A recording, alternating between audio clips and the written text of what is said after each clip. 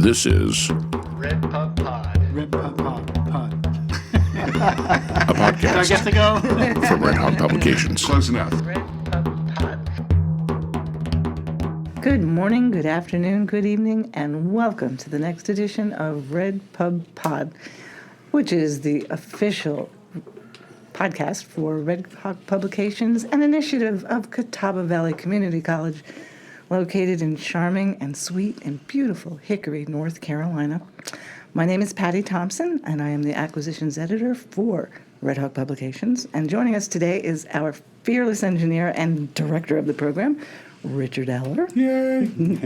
And we've got two very special guests today. This is going to be a poet on poet, if you will. We've got Scott Owens, who's here representing his newest collection. I believe it's his 25th. The Song is Why We Sing. And he will be discussing and asking questions of another poet whose book we've recently published, Michael Hettich, who's published the award-winning book, Waking Up Alone.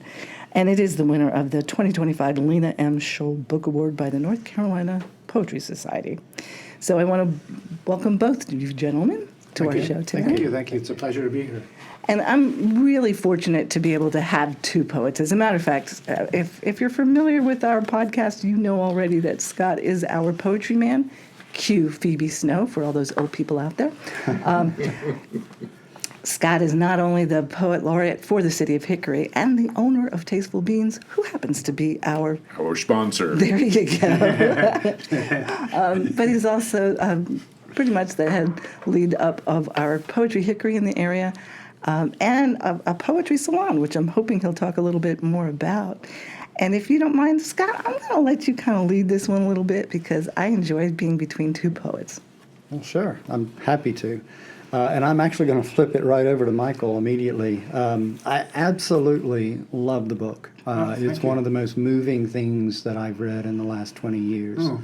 So, I'm grateful. Thank you. Well, no problem. I appreciate the opportunity to read it. I don't think that I could ever write a poem that I like as well as I like your poem, The Meadow. So I'm wondering if you don't mind just starting us off by reading that. Good, thank you. And thanks for that, and thanks for Redhawk, and thank you, Patty. It was a real pleasure to work on this book with Patty and with everybody else. And I'm really grateful, thank you. And it came out really well. I'm grateful for that, too. So this poem is called The Meadow. It's the first poem in the book. The Meadow. I woke in a tall grass field at first light and listened to the birds and hummed with the dream I made up from wisps that ran through my body, shivering marrow, making me notice the dew that dampened my face and the spider webs starting to shimmer the trees. Everything was breathing. The long night echoed in the dawn light, stars and vast migrations, as the breeze stuttered a moment, then stilled. Across the field, my companion was singing her own perfect song, which was silence. Still, I could hear her somehow, so I got up and set off to thank her for sharing this beautiful place she'd known all her life, this place she'd always felt happy, the place she'd yearned to stay as long as she breathed. And then, she'd told me, she turned into something more perfect, the vast sky, so blue it hurt the eyes, or a meadow like this one that stretched to the horizon.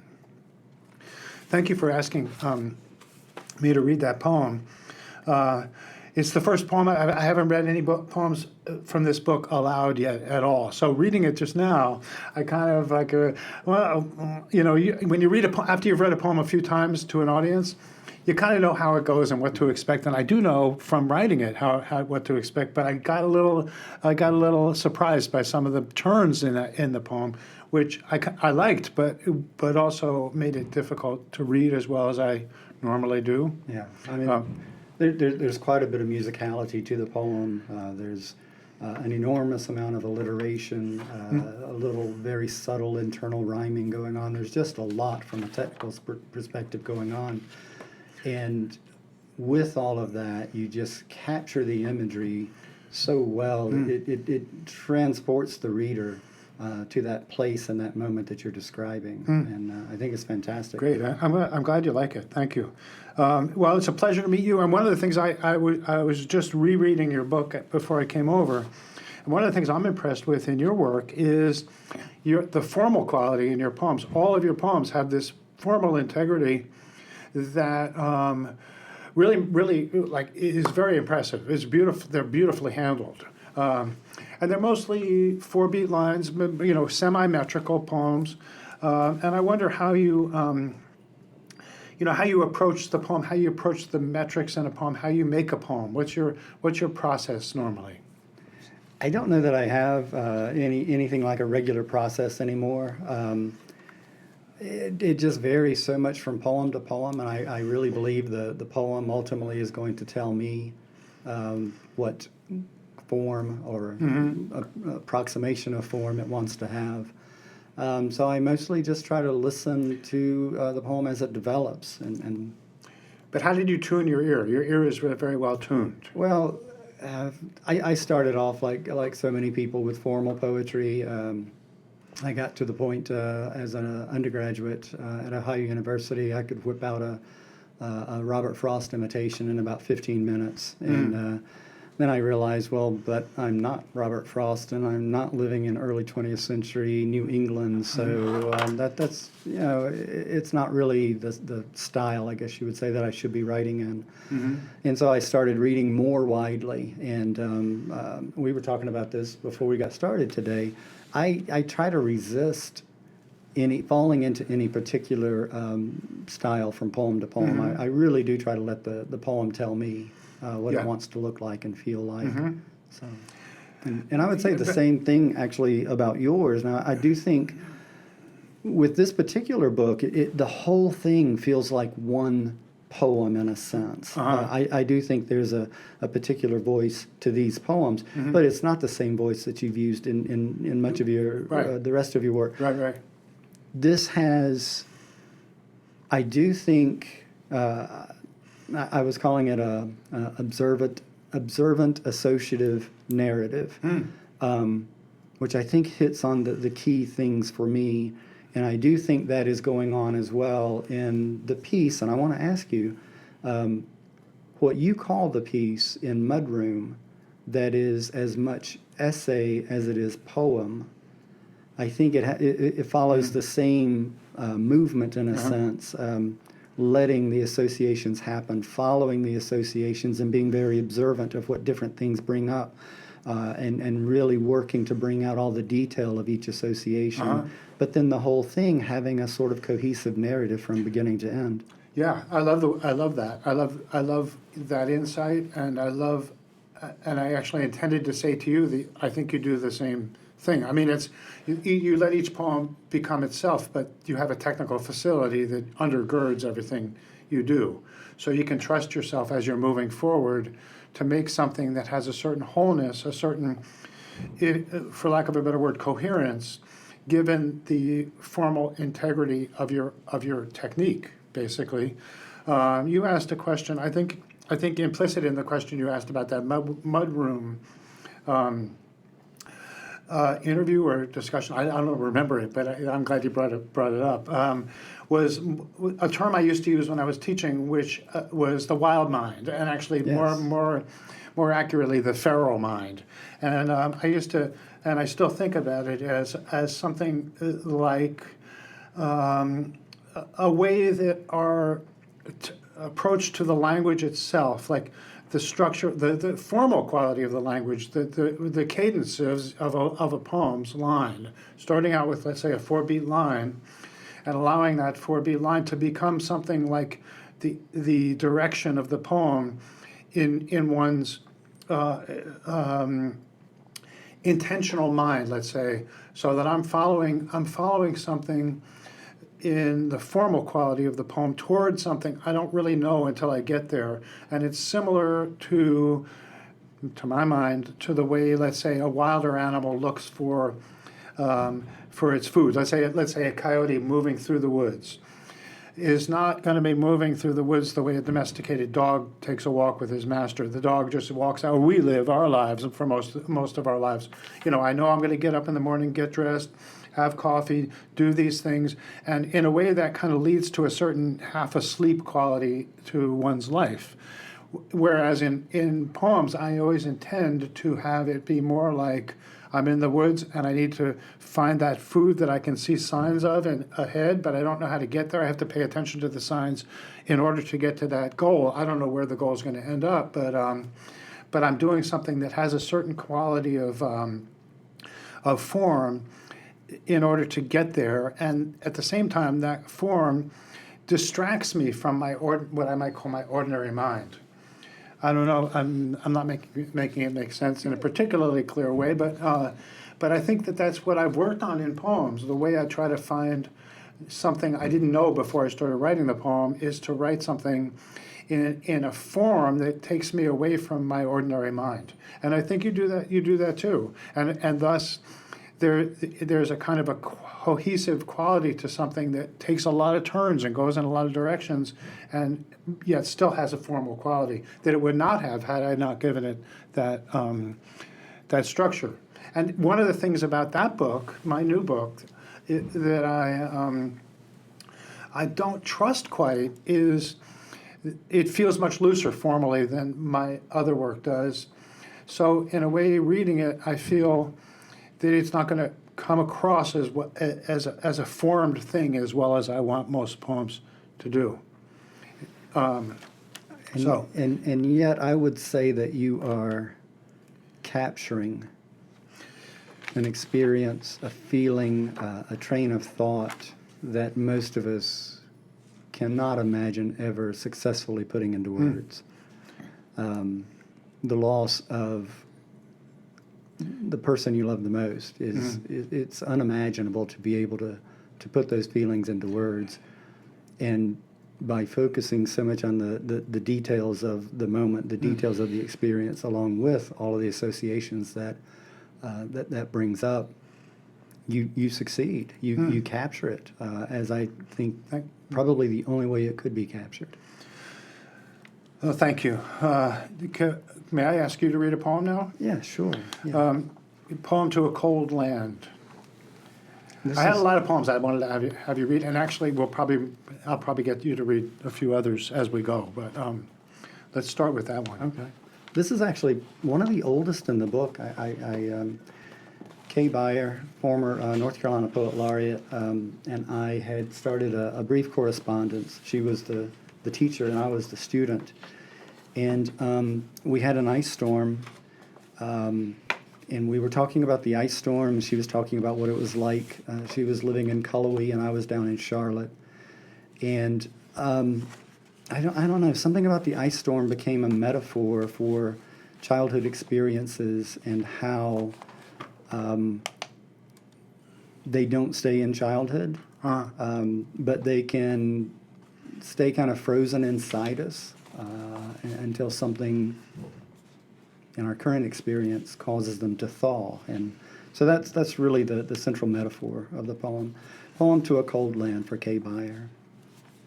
Where you are, I imagine the ice cocoons the trees. Here it melts in a day, the music of its passing pelting the ground like a rainstorm on tape delay. The image is too rough, I know, but how else can we speak of things that happen out of time's logic? Grown-up children feeling the pain of abuse years later. Memories that were dreams for years completing themselves at a word, a touch, an image flashing before your eyes. Years ago, from a kitchen window, I saw, or thought I saw, things rising repeatedly like undersides of wings, but each time I looked too late, only glimpsed a shadow of what was passing. Tonight the fog fills the darkness with white breath, and even now I'm uncertain if what I've seen were birds or ghosts or imagination, though I've learned regret is a kind of ghost that rises when you let it, when you let your guard down, when some new passing distracts you and the past becomes a phoenix rising, burning into smoke. I started this with ice, with limbs wrapped in translucent sleeves, with trees dragging their hair on the ground, with white breath rising like a flurry of birds. But the wings they flash seem only a moment of clarity, brief image of becoming. And even where you are, winter speaks in melting, ice turning to water, spilling down leaves and limbs, whispering to the ground, swelling into rivers, singing with only fragments of words. Nice, really nice. Beautiful reading too. you. I like the whole poem, but I really like the initial image, the ice cocooning the trees. That's beautiful. That's a really cool one. That's one to steal. Like you might see see that in one of my future poems. Another thing I really like about this poem is, the way it reads on the page is exactly the way you read it aloud. I come across poets who you see their poem on the page, and then when they read it, it's like, wait, what was the point of it being on the page like that if you're going to read it like that? Yeah. So how do you want us to hear it? Another thing I really like, I like all the rhymes, the sort of secret embedded rhymes there. But I also like the fact, and I like this about all your work, that it is very accessible. Anybody could read this poem and enjoy it, but yet it's not trivial or simple-minded. It's not talking down to anybody. It's useful poetry for someone who needs something like poetry in their lives, but might not be someone who studied it particularly in college or anything. So that's a real gift, and it's something I find kind of largely absent from mainstream poetry right now. Not that that poetry isn't understandable, quote unquote, but that it doesn't speak to. It doesn't speak in ordinary language to ordinary concerns, but those ordinary concerns being profound concerns, not you know what I mean? Like, just because it's ordinary doesn't mean it's not profound. Yeah. And that's one of the things I really like about your I think, book. But let me ask another question before we go. The other thing I really admire about this book is the title. I like it. It's a funny thing because titles of books are hard, I find, because their function is to draw the whole book together. But in this title, it's almost like that's the answer we want to give to so much of what we do with engagement in our lives. The song is why we sing. The life is why we live. The joy is why we, you know what I mean. And often, I think there's an implicit, maybe unstated question as to why do you write poems? You don't make any money on it. You don't get this. There's no. What is the point? Well, the song is the point, and that's why we sing. That's why we live.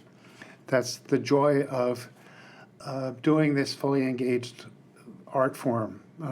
Well, and I think that you've hit on a question that every poet gets asked frequently. Yeah. Well, why are you doing this? Because Exactly. you're right. We don't make any money on it, or very little money on it. We don't know if we don't know for sure how many people we reach with anything that we Right. say, anything we write. Right. So, but the whole world is so tied up in these sort of teleological aims that everything has to have a purpose and a goal. Right. But you're right. Shouldn't the purpose simply be to be in the moment, get something out of the moment that you're in? And again, going back to your book, that's what I love about it is you do transport us to that moment where we're there. And all of the complexity. What you were saying earlier, you were wondering whether the way you were saying it was making sense, and I wrote down the phrase intentional unmindfulness, and I think that's what you achieve in your poetry that I don't see very often in a lot of other poetry, where quite often the poem does seem to have a specific purpose, a goal, something that it's trying to do. With yours, what it's trying to do is to be in the moment that you're writing about. And you can't do that if yes, you have the intention of doing that, but you can't be focused on, okay, am I there yet? Have I got it now? Right. You That's just stepping gotta- outside. Exactly. Yeah. And I like your. Did I say it's an intentional? What was the? You said intention. You Yeah. said you go into the woods with intention, but then you were Yeah. describing how once you get into the Yeah. woods, You have to kind of set aside Sort of the like the purpose of going into the Right. woods and just be there Yeah. and see what you find. So Yeah, so I mean, and in a way that I think of that as a mindfulness, like Exactly. not a mindfulness as a way of getting out of my the ordinary everyday, getting and spending and doing this and that mind.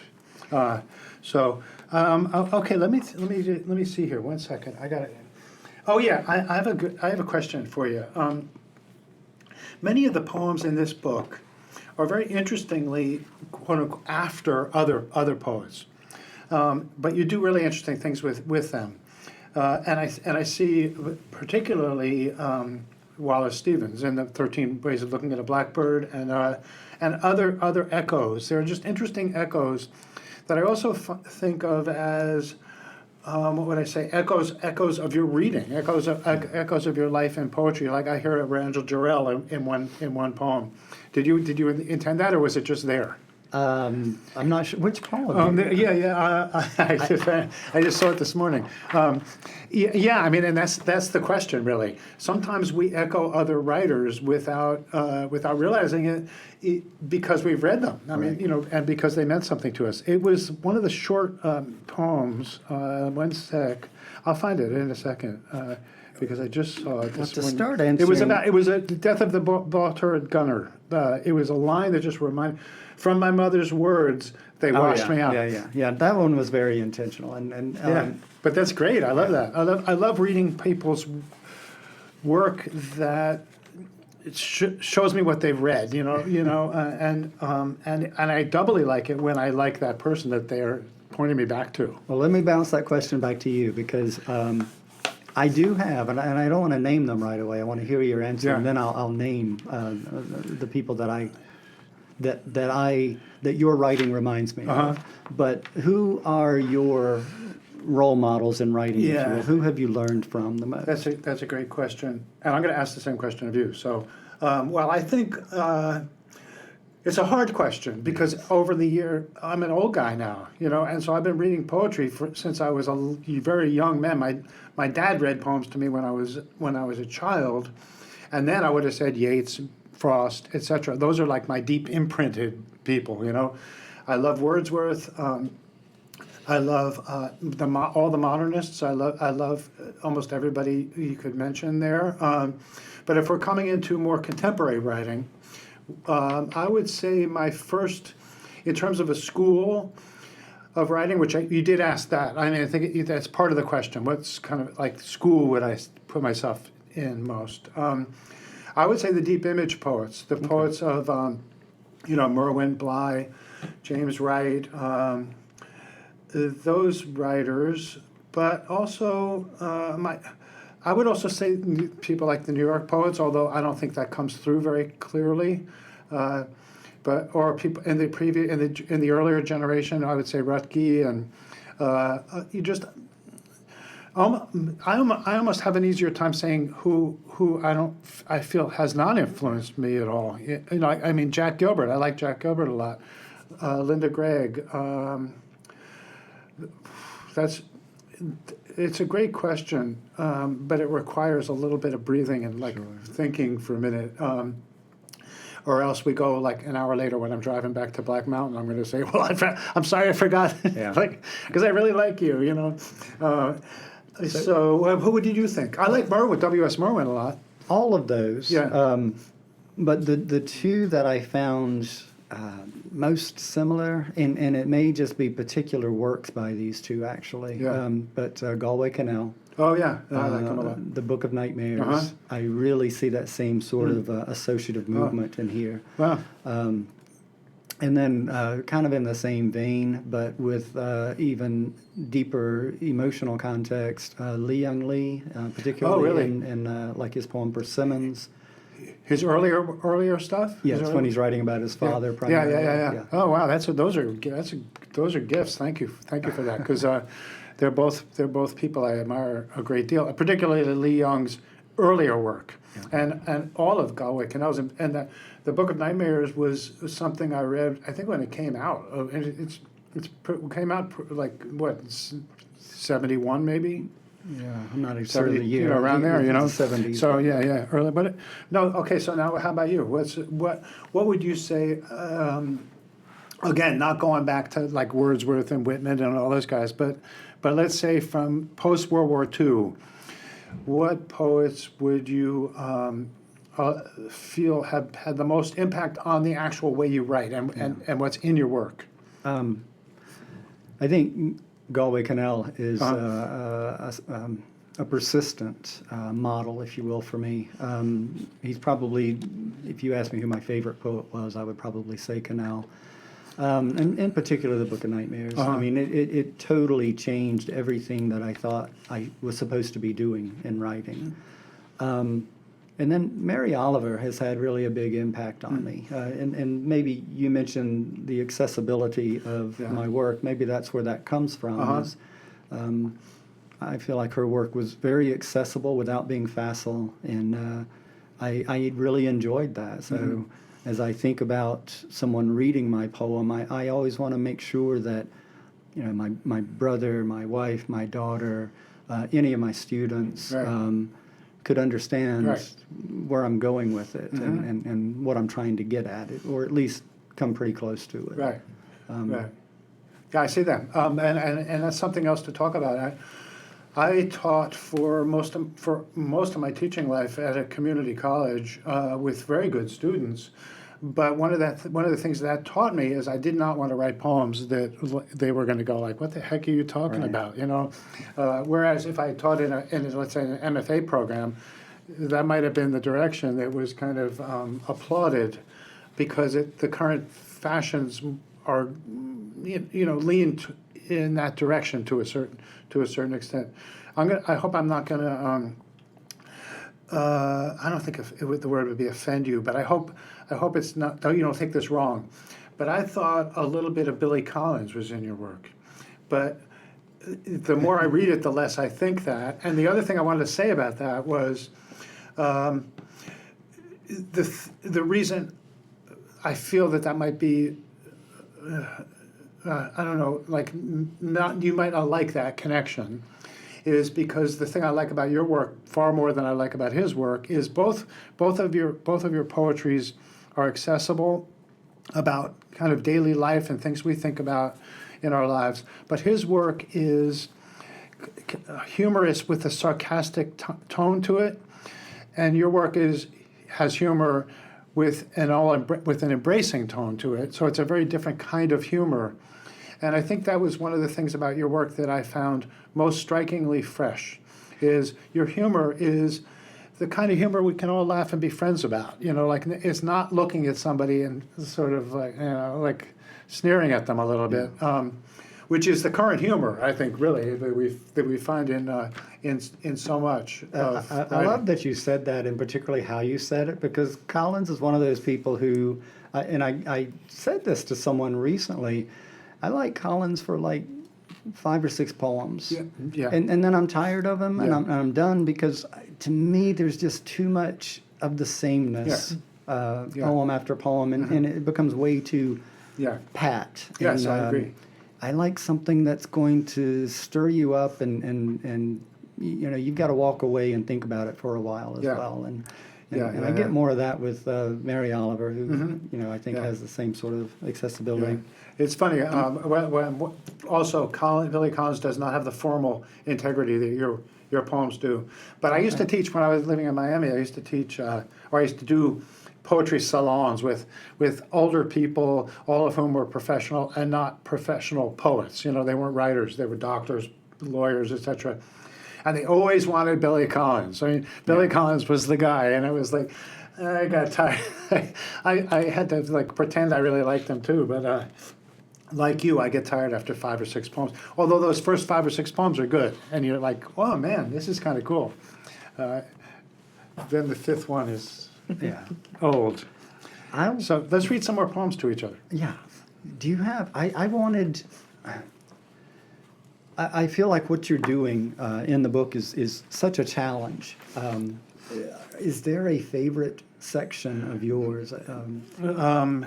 Something that you would like to share that You know, it's funny. I told Patty, I'm going to have a hard time reading from this book because none of it seems to have, first of all, it's difficult emotionally, but second of all, it seems like, to me, unlike most books of single poems, the sections don't have a beginning, middle, and an end that feels satisfying in terms of doing a reading.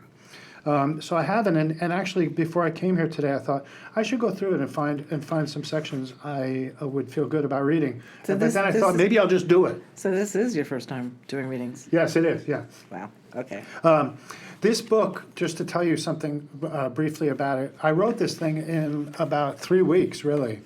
I wrote it really quickly after my wife died. She died on January 13th, 2025, and I think I was done with the book by February 15th or 20th, because it was just what I did it was what I took recourse in, and that's one of the things I've been extremely grateful to poetry for, because I had a place to go in a time of tremendous grief, to put my energy into and not feel totally lost. So that's where this book comes from. The only poem that was not brand new was the very last one that the publisher of my previous book didn't lay out the way I wanted it to be laid out.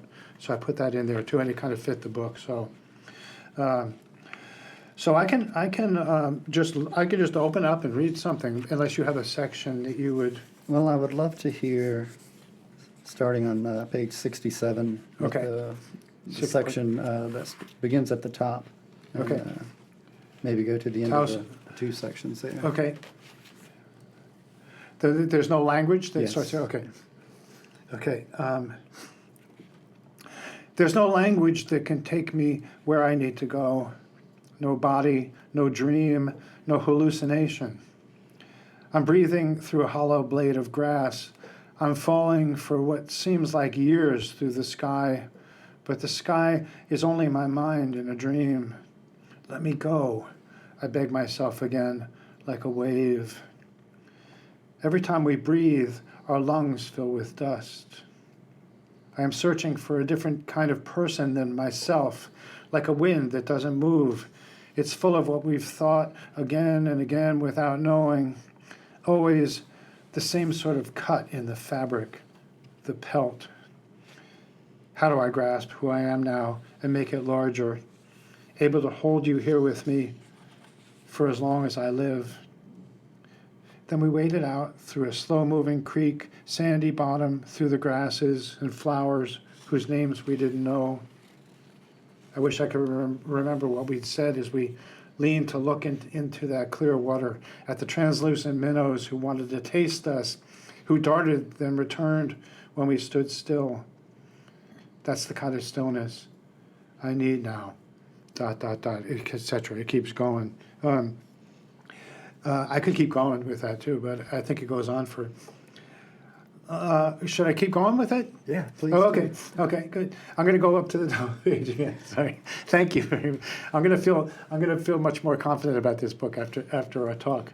I wish I could remember what we said, and as we leaned to look into that clear water at the translucent minnows who wanted to taste us, who darted then returned when we stood still. That's the kind of stillness I need now. The door has never opened. The window has vanished from the wall. The sky is now a solid thing above me, now a kind of gaping hole in the fabric of nothing. Not nothing. I want to cuddle up beside her, breathing. I want to stand in that river. The grain in the wood she sanded for a bench, or the stand she made for the ceramic vase we bought for our final anniversary. She built it from scrap wood in a single afternoon. The truth is, keep looking, take nothing for granted. Don't live in a daze of expectation. I bought a bonsai tree to care for and admire. It calls for my daily attention. Outside, the winter birds come. Downslope, the little pool sings with wood frogs. You keep walking through the rooms, standing at the edge of sight, then stepping in to disappear. I reach out to touch you. Sometimes I'm smaller than a nut, more shallow than a puddle. She was that way too, but at least she was honest about it. She loved silly TV shows. She refused to watch violence. She wanted to watch people dance and laugh, which we didn't do enough of, which is one of my regrets. She loved to swim out beyond the waves onto sandbars in the subtropic sun. She loved the heat of summer. She was happy to ride her clunky bike in the full sun without a hat, even in the desert where the snakes and lizards took shelter under rocks. She turned her face to the sun. Thank you. So I have so many things that I want to say just about that section. And first, I mean, I feel like I have to say, Patty told me before we got started that this book had made her cry quite a bit. It did make me tear up as well. And so when you give readings from this book, you know that's going to be the effect. I know. So how do you deal with that when you look up from the podium and half the audience is... Bring boxes of tissues. Well, the thing about that is just reading just now. I did not myself get that way, and I have a book that came out this past summer called A Sharper Silence, which is the book about really basically from the time she was diagnosed until the time she died. And I've been doing a lot of readings from that, and a lot of times, even if I've read the poem 5 or 6 times, it chokes me. Not because I'm suddenly feeling sad, but because it's the vividness of the memory is strong. So strong. I don't know. I mean, maybe. Does it really affect you guys that way? And if it does, I'm glad to know that. Yeah. Oh, I nearly got into a fight with my husband over it. And You told me that. yeah, it's just one of those things. I mean, I didn't mean to pick on him, but it's like, you'll never write anything like this. And he was smart to not answer at all. But I mean, yeah, it is going to be emotional for anyone hearing it. And you read well, Michael. So. Well, that's another thing, though, that I'm grateful for, because I want to be, whatever the poem is, I want to be moved by it. So, Yeah. I'm glad to hear that. And back where this section started, the lines, how do I grasp who I am now and make it larger, able to hold you here with me for as long as I live? I mean, that is the intention to some degree of the book. We're back to the concept of intentional, and I'm going to stick with unmindfulness because I do think that's what you do. You begin with an intention. This is what I'm after. But in order to get there, you have to drop all of your preconceptions and just kind of let it wash over you. And you're just fantastic at that. And then you come up with these fantastic lines. The truth is, keep looking, take nothing for granted. I mean, what an imperative to give your reader. It's just fantastic. Words that I wrote down as you were reading: gentle, patient, observant, and yet at the same time, this is that consciousness and mindfulness and unmindfulness happening all at once. So it's like an oxymoron. It's a negative capability in a sense. While you're writing about this, you are also creating a semi-conscious ars poetica, and you tell us sometimes how to do it or how to try to do it. It's the sort of thing we might never be able to describe to someone else exactly how to do it, but you're giving us little hints, little breadcrumbs that we can follow and find our way through this labyrinth. Wow, thank you. I don't have to. Let me. May I ask you to read another poem, and then we can talk about that? Sure. I'm going to bounce you back real quick though to the meadow, and I mentioned all of the alliteration. I mentioned the rhyming.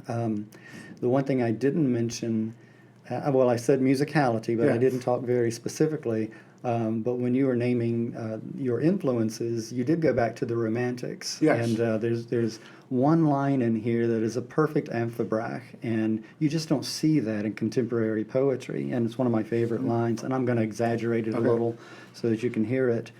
To thank her, I'm sorry, I'm not doing well. To thank her for sharing this beautiful place. And I love, Shelley does it quite often, where he'll have this series of amphibrachs that ends with an I am, and it just puts such a nice period on the end of it. I was very impressed with that, because it's just not a rhythm that we see very often in poetry anymore. It's common enough in the Romantics, but not so much these days. Do the Romantics influence you to your sense of yourself? Certainly Wordsworth and Keats. I always found Byron a little too self-absorbed, and Shelley a little too, I don't know, I want to say verbose. Just, maybe if we get stuck on the amphibrachs and just keep going and going and going, and after a while I'm like, can we just get to the point? But Wordsworth and Keats were big influences early on. That's the same for me. I like Blake. I always want to like. I do like Blake, but I don't see him as an influence at all on me or you. Is not so much his technique, style, but definitely his thinking. Talk about someone who is very comfortable with the oxymoronic nature of existence. He put it in his titles: The Marriage of Heaven and Hell, Songs of Innocence, Songs of Experience. How do you envision a book? Okay, for this book, I've been thinking about how do you when you put the book, when you get a number of poems, the right number of poems together, when do you start to say that I think I have a book here, and as you do that, how do you organize it into something that's a book, not just a collection of poems? That's probably one of the things that I enjoy most about writing is when I hit like 40 pages of poetry that I think is somehow related. That's when I consciously start to think of the idea of a book.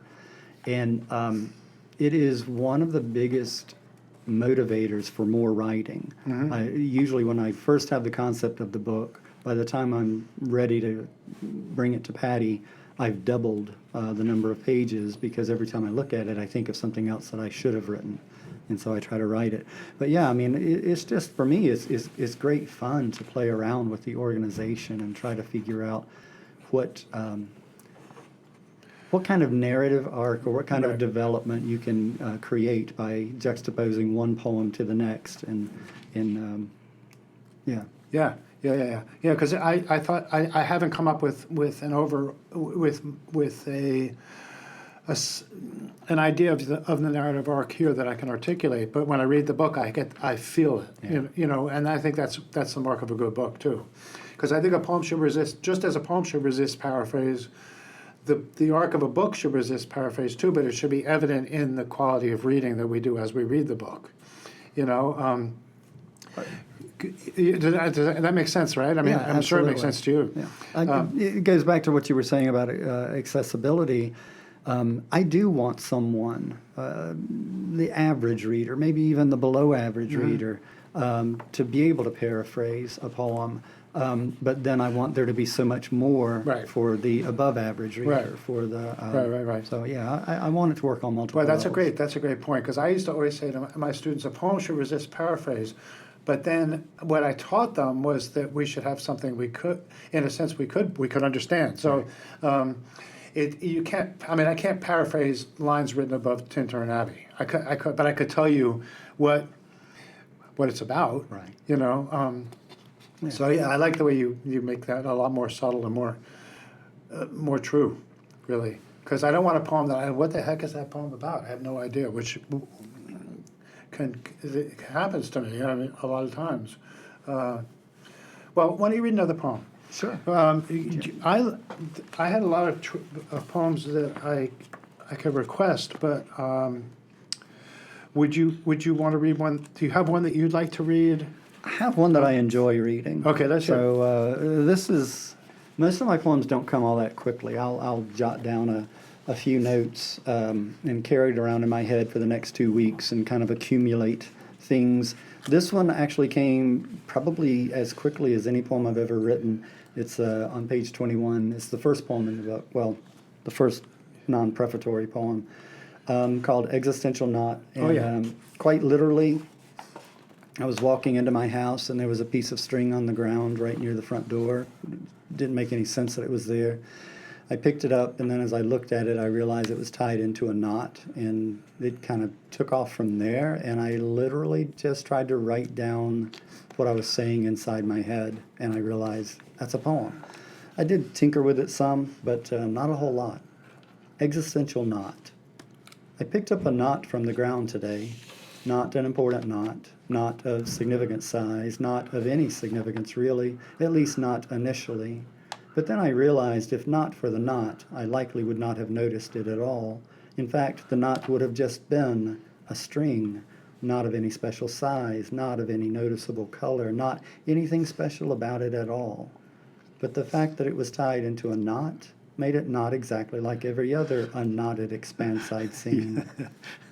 Of course, I thought about unknotting the knot, but ultimately decided not to, as the knottiness was exactly what made it exactly what it was and continues to be, a knot, not like any other, ensured by its knottiness not to be left unnoticed. That's great. I love that. It's enjoyable and alert, a very alert poem, you know. So you got that quickly? You got that like almost in one? Yeah. Wow, Yeah. that's amazing. That's really nice. That's really, really good. It's an interesting poem to start the book with, too. I do have a quick question on the Yeah. poem Acknowledgement, Scott. Yes. Where does one get the inspiration to write this? What page was Page it? 17. The prefatory poem. The fact that throughout my life I've constantly misspelled the word acknowledgement, and you actually were the I know. one. Yeah, I yeah. consider this the poem for Patty, by the way, just so you know, because I had to tell him once, you know, acknowledgement. Yeah. Take that E out. If you're in England, you can leave it in, but Yeah, that's a great one, too. I had it misspelled on the acknowledgements page. I think the heading of the acknowledgements page was different than the first line of text, which is grateful acknowledgement to the following. It's one of those things.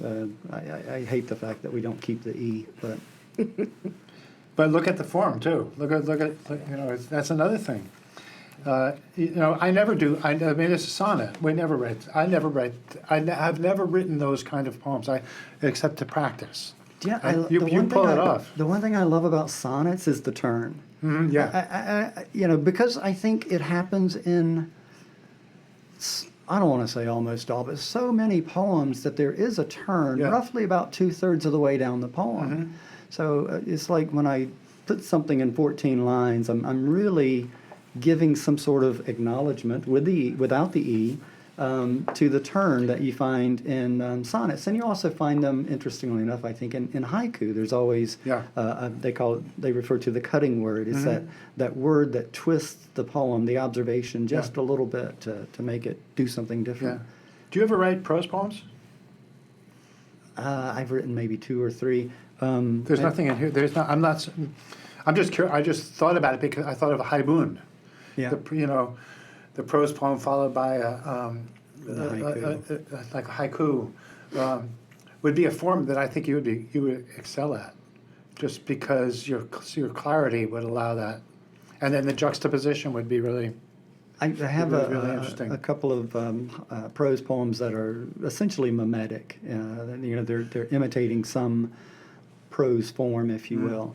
But outside of that, I enjoy line breaks so much. Yeah. I love manipulating line breaks, Yeah. so I don't really want to give that up. Yeah. But you know, Yeah, if yeah. a poem comes to me as a piece of prose, I did have one in the previous book. About, I can't remember the title of the poem, it's one about different definitions of place. And or some of the quote-unquote stanzas, each stanza is really a line of its own, and some of them look more like poetry, and then others go on for line after line without any line breaks. So, and somehow that just felt right. Yeah. But, You know, I'm just learning your work now through this book. So, and you have 25 books. When was your first book published? What date? And Early okay, the 90s. question is, when was it published, and how do you see your work as being different when you started publishing as you compared to now? Oh, it's progressed so much, both thematically and stylistically, and to some degree because I have wanted to resist classification. I feel like I'm trying to do something different, something new with almost every book. And as you pointed out, I'm so influenced by what I read that it wouldn't take much for me to start on a new series of poems based on something that I've recently read. So, but when was your first? When were your first books? Early 1990s, I think. Okay. It may have been 1990. Okay. I've also been impressed with some of the people that you. Who is it? Here, let me see. Oh, Major Jackson. Yeah. Your work and Major Jackson's work are very different, but you you kind of write an after Major Jackson poem. I love his work. I think he's an excellent poet. But when I read you, I don't think, Major Jackson has influenced him. Well, he had that great poem, Yeah. Why I Write Poetry. Yeah, and, yeah. He had the title. I didn't feel like I could write Oh, yeah, a poem okay. Yeah, without yeah, giving him yeah. some sort of Yeah. acknowledgement. Yeah. And it is similar, I think. His is much more of a performance piece, and he comes more from that background. Yes. But I was imitating his approach a little bit. Mm-hmm. It's just I don't have the performance quality that he does. I do want to pop in here just for a moment to let you know, I feel like I'm a student. I'm taking notes. I'm writing down names. Of course, you both are instructors, so it makes perfect sense. I do have a question for you, if you don't mind. No. I I reached out to the North Carolina Poetry Society, and they were very excited that you were going to be here, of course, and they're very grateful that this was the winner. If you don't mind, Sherry Thrasher, who is the adult contest director Yeah. for the North Carolina Poetry Society, Wonderful person. I really like her. she had an interesting question. I thought it would be kind of apropos based on what we've just been chatting about. Michael, since you're clearly transitioning into a new life experience, what should our readers expect next to see in your newest collection? Are you writing something? Yeah. Okay. I actually have a book that it's finished. I don't know how you do this, Scott, but I have a finished book. I mean, I have a title. It's 70 pages long. But it's my first finished. You know what I mean? Like it's finished, and now I'm going to leave it a little bit, and it'll change. I'll get more poems, but it is still. It's not like this book, but it's continuing in. I would say the question is how does one live one's life now? That would be like putting it. How do I live my life now? And what's the presence of the person I did love deeply in my life, and how do I go on, in a meaningful way, but without being sad or maudlin about it, just in a real. I mean, like the truth. What am I going to do? So I would say that's what it's about in a way. It's called a cappella so far. And I'm going to start sending it out at some point, but I don't want to do it too quickly either. I think, and this is another question we could actually talk about. You and I have both published a great deal.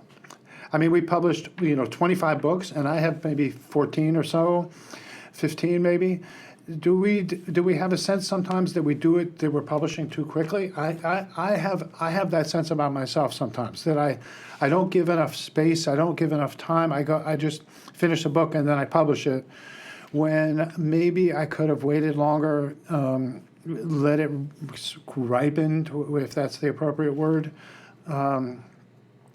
It's not in my nature though, because one of the reasons I do publish a lot of books is at a certain point, I feel like that book is finished, and now I'm going to, just like you, now I'm going to try something different. And if it's something different, it's not going to fit in that group of poems. So let's make that the book, and then go on to the next. Be freed from that stuff. Go on to the next stuff. Well, not only that, but once you've written something, don't you want people to read it? I mean, that's a big part of my motivation for writing so much is that I've written it, Yeah. and now I want it to be read, and I want to see people respond to it, hear what they have to say about it. For me, it's a conversation, and Yeah. I want to get the conversation going. Yeah. That's a good way. I I like it. I like thinking of it as a conversation. I agree. You both probably know Joan Barasovska. Yes, we do. And she's also I do. with the North Carolina Poetry Society. She had an interesting question that was for you, but it's actually appropriate for both of you. What does it mean to you both, in a broader sense, to be a poetry citizen? That's a great. You can go first. Thanks. I'm not sure that's a gift. Poetry citizen. I don't know. I would have to think about the meaning of the word citizen as part of a community. I'll Right. go with that. And I do think both as the community of other poets, I write blurbs for people. I review manuscripts. I participate in that way. I set up readings for people. I do whatever I can to help anyone who's writing. I said this somewhere recently. I think everyone's life would be better if they wrote poetry. So I want to encourage everybody who has any interest at all, and even as much to the degree that I can, those who don't have any interest, to write poetry. And to me, that goes beyond the poetry community, because I think I'm maybe, hopefully, at least I want to believe, that if more of them wrote it and read it, the world would be a better place too. Cheaper than therapy? Yeah, well, yeah, yeah. Yeah. I'm glad I asked you to answer, because that's exactly what I would have said. I mean, it's you covered all the bases. I was going to say, if someone comes to me with poems that they're starting to want to write, I want to work with them and help them, and give them as much as I can. But, and then I want them to give me something back too, in terms of like trying to work on that poem or their poems. But as a community, definitely, it's a calling, and it's a community. And if we did open ourselves more to poetry and to trying and to just using language in the way that we do in poetry, I think we would be we'd gain from that. I don't want to say we'd be happier because of it, but we'd find something. We'd find things that we would not find otherwise. So I completely agree. Well, I Before we do. run out of time, can Yeah, I say? because we're almost running out, and I do want to talk a little bit more about your poetry salon and also the Yeah. Hickory. I want to hear about that. Well, Hickory I want Wood listeners to understand about Michael's book that it is, because we talked about crying, it is not all sad. It is a complex book because it is elegiac, not just about your wife, but about your relationship, and that deepens it. It is also not just about mourning, but it is also celebratory of the life that she lived and the life that the two of you had together. And so there are moments of wonderful joy as well as deep sorrow in the book. And so I didn't want this chat to misrepresent what someone might experience And it's very with the book. important, too, because as I read it, I read about a lovely couple I wish I'd known. Well, thank you. And about your work, I don't have any profound things to say about it, except that I really, really enjoyed it. And I think a reader coming to your book, anybody coming to your book, would gain a great deal from reading it in terms of just pleasure and insights that they would not have had otherwise. But your book is full of those kind of moments where you say, I didn't realize I knew that. It reminds us of things we know and things we care about and human relationships that are precious. And I found it to be a very valuable, very humane. Humane is the word for your work, I think. Just really humane and modest in the best sense of the word. Thank you, Michael. Thank you. And would you mind sharing a little bit about what's going on with the City Hickory and the Poetry Salon? And specifically, you've been doing some interesting work with that. Yeah, so the Poetry Salon is on the third Tuesday of each month at 6 o'clock at Patrick Beaver Memorial Library here in Hickory. And it is just a group of people who are interested in poetry from different perspectives. Most of them are writing a little, all of them are reading a little. We always have a prompt, and then the next week, anyone who wants to share what they wrote from the prompt can share it. And we usually have something else that we're talking about in relation to poetry.